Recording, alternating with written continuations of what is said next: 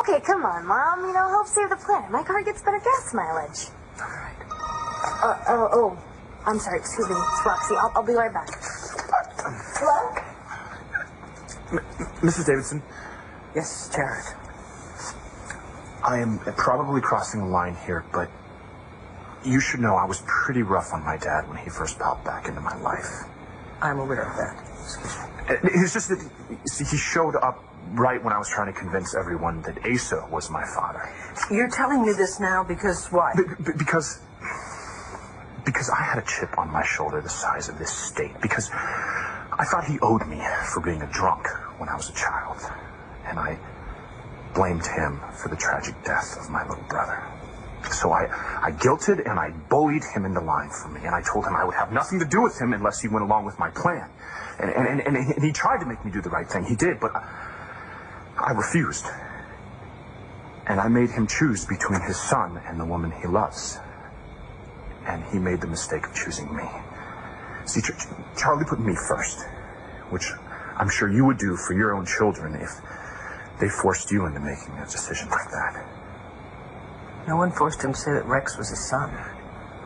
He was cornered into that as well. See, he told you that he had a son in Landview, and I told him that he couldn't tell anyone that son was me. My dad shouldn't have to suffer for what I made him do. He loves you, Mrs. Davidson. So I'm standing before you, humbled, asking you to give my father another chance. I'll let you get back to your book. What are you reading? Oh, big book. Doesn't look so good. Well, big as in important. It's an AA Bible. Oh. Can I see? Sure. There's a lot to absorb there. The solution is what were the family afterward. That's a chapter in my note. Yeah? What does it say about the family? What they should do if they think, they've got an alcoholic? It says a lot of things, but why? Is it something you might be going through? No. I was just seeing how you were doing in general, meetings and stuff. Well, I'm not craving the sauce anymore, if that's what you're asking. Sworn off near-death experiences? Yes, definitely. Yeah. Hey, did you ever figure out how you wound up in that alley? Well, I think I'm starting to put the pieces together, yeah. Okay, well, what do you think happened? I think that somebody just wanted me out of the way for a little while. Who do you think would want you out of the way? Well, I think I know who, but I'm trying to focus on the how. I mean, how did somebody get me to take a drink when I really didn't want one? And why are you posing as my chauffeur?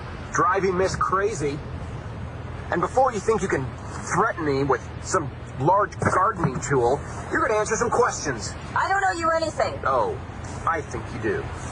This is Rohypnol.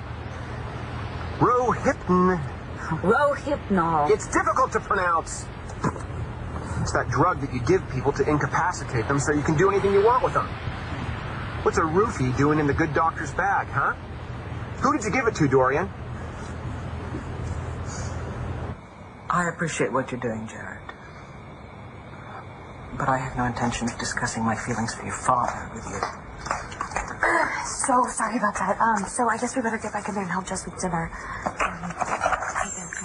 And there's some great tunes on the CD player, so I hope you enjoy it.